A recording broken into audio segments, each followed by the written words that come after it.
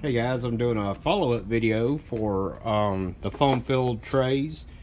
See, that video was shot August 27th, 2016, and I wanted everyone's wanting to see the tools in the tray, and some said that it was swelled so much that the tools wouldn't fit. So here are the trays that were filled. You can see the foam under the back. And the tools are fitting in there just perfect. No issues.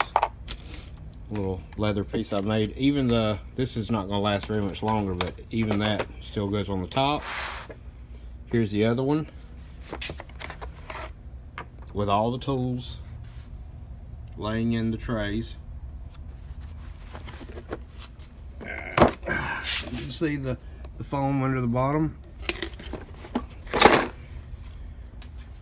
So anyway, I wanted to shoot a quick follow-up video to show that